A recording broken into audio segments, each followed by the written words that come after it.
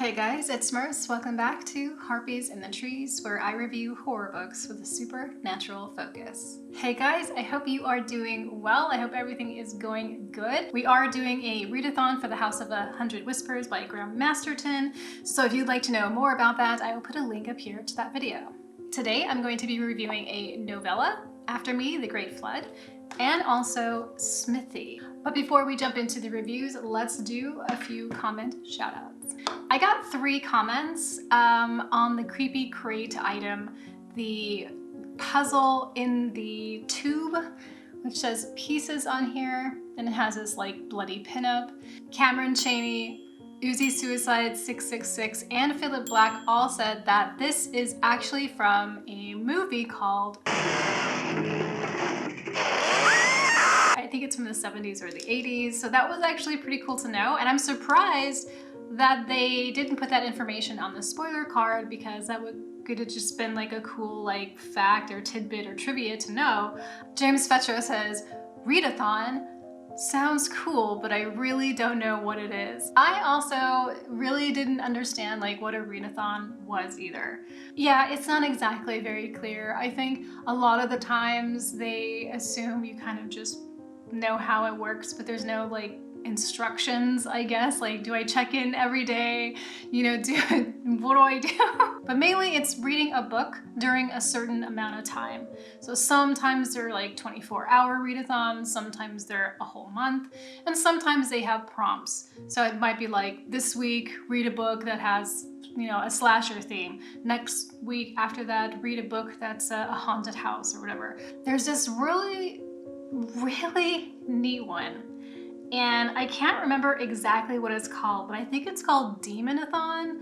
But she kind of built this like website for it, and you have to maneuver the website for this readathon. And I've never been able to do it because I've always caught it late or forgot to, you know, sign up.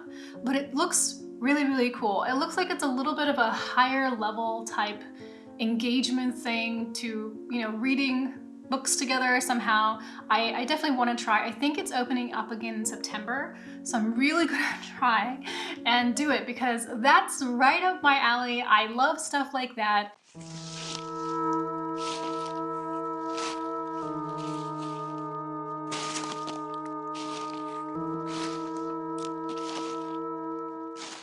After Me, The Great Flood is about a young mother who is trying to rebuild her life and get it on track. She's a nurse, but she doesn't have her own place to live. She's living with her mother at the moment, and her goal at this point is to find somewhere to live with her son on her own. Eventually, she finds an ad for this. It's a house that's been split into 2 living areas, and she goes on an interview and she meets with the landlord Ellis, who grills her pretty hard, but in the end ends up giving her the contract. She's very excited and she moves in, and she just feels like, you know, everything is coming together and it's gonna be okay. But things start going awry. Things start creeping up. Things seem not right with the house and with the land that surrounds the house as well. So there's something happening, there's something going on, and she's really trying to figure this out because it's getting very personal. So I really enjoy this author's writing. I have 3 other novellas of his that I really liked. 2 of them I thought were just really good. What I really appreciate about his writing is that there are these big stories with very developed characters, and they're very satisfying. And for a novella, that's really hard to do. For this one, it was a little disjointed for me, and I had a really hard time buying what was happening. Lena is a very young mother, and she has a small son who, you know, she's come out of this like really difficult relationship, and she's trying to rebuild her life. Her son is her life as well. She's a very devoted mother, and all she really wants is a chance, you know, to really get ahead and to provide for her son. But she makes these decisions that kind of feel like they don't go with that, you know, they kind of go against it. There was a moment when she saw an apparition of something extremely terrifying, to the point to where she hid in her room for hours and hours and was unable to move because she was so extremely terrified. However, the next day, or later that day, she leaves her son alone in the house. And I just was like, you know, he's small, he's a toddler or something. I wouldn't leave my pet rat there by itself. There are these moments where she makes a decision that just kind of feel like they're kind of more just like making way for the next scene to play out as that scene wants to, but it doesn't really make a lot of sense. So her character is very superficial, it's very kind of shallow. And when, you know, things are happening, things that can't be explained, she is just kind of reacting the same way every time. And that's kind of just by being like, am I crazy? Am I crazy? Am I crazy? And that is something that you would ask yourself, but she really does this so much throughout the story that you really notice it and you kind of like pick up on it. And I would hope that she would have some kind of emotional development from this, but it just felt really stale after a while. I assume this is exactly how my boyfriend feels when I'm complaining that I'm hungry all day and then I don't make any food for myself. Oh, Tula, eat something. However, even though Lena feels, you know, kind of like this incomplete kind of character, Ellis, the landlord, feels very, very solid. He has a very in-depth backstory and he's also a bit mysterious. But as the story progresses, his character seems to also make choices that kind of just had me scratching my head. There are some really cool supernatural scenes in here, and I do appreciate like the kind of more boldness of going with supernatural events that are, you know, more visual and more dynamic and just kind of more like in your face. I really appreciate those. I like those a lot. And I did like the concept of the story. I thought that was pretty cool and the setting was also pretty nice. Unfortunately though, this story just didn't really get there for me. It felt too disjointed. I felt unconvinced by the story and also by the characters about, you know, what was going on.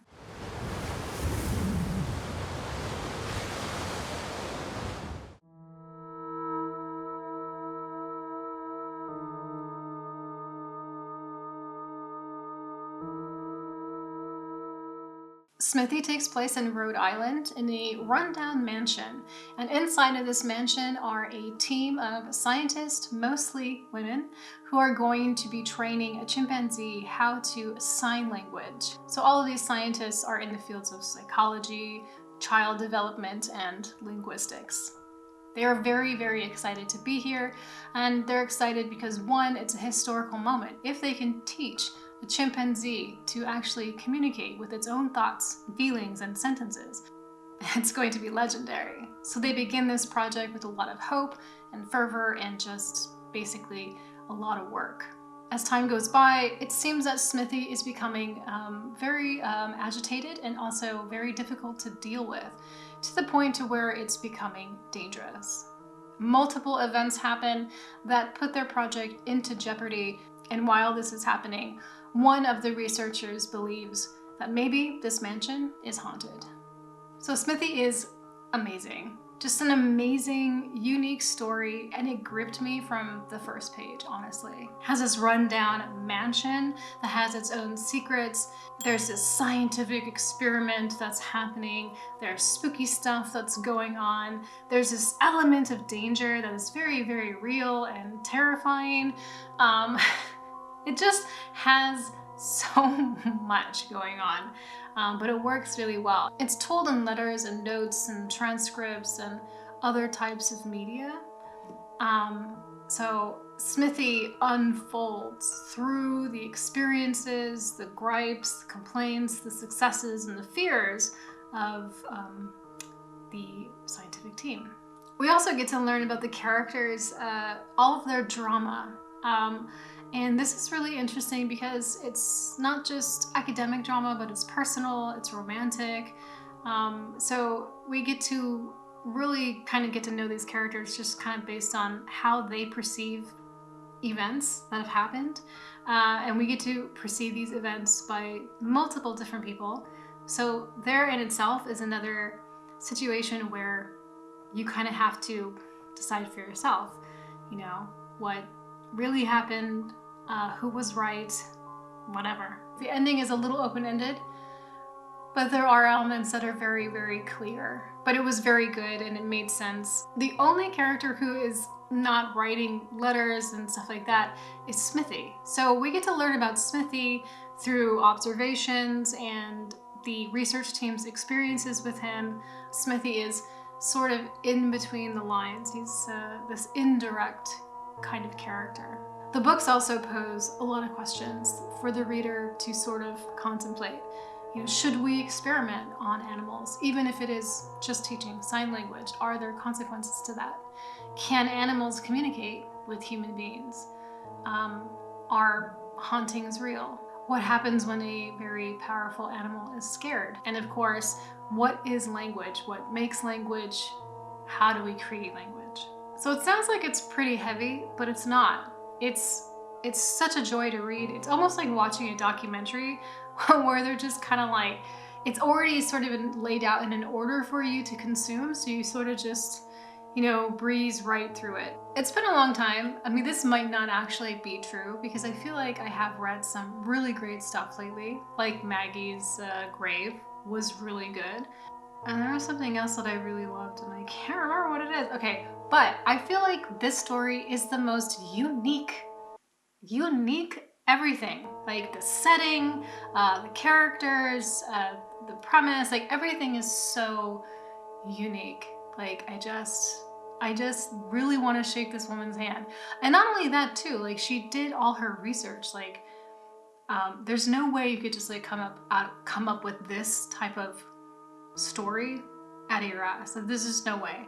So it feels gosh darn real, I tell you. So I highly recommend this. If you don't mind reading journals and letters, all that epistolary stuff or whatever, I obviously have whined and complained about that I don't like that kind of stuff, but I loved this.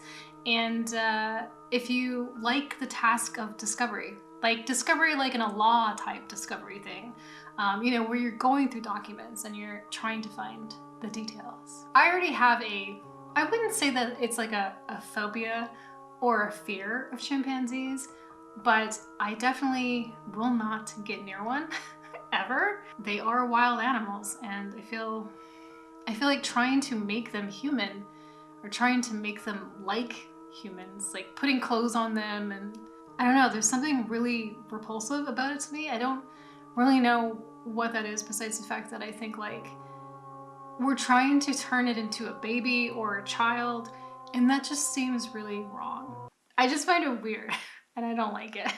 I think we've all heard about that story about the woman who had her face ripped off by a chimpanzee. Like, they are extremely strong. All of the female characters that are in this book are also their own, like they're individuals. You know, they're not all the same. There's no tropes of like the hot one and the dumb one and the smart one and the cool one. There's none of that, you know. You might be asking, well, how supernatural is it? Well, you know, that's a conclusion that you have to make on your own. But I will say that I am not disappointed at all. So cool, so unique, so different. You won't read anything like it probably anytime soon. And yeah, this is a good one.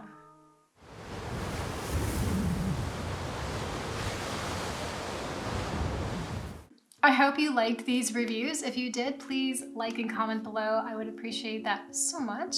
Don't forget about our readathon. If you want to join us, we'll be starting on Monday, which is next Monday, July 26th. Other than that, please take care of yourselves, look out for each other, and I will talk to you next time.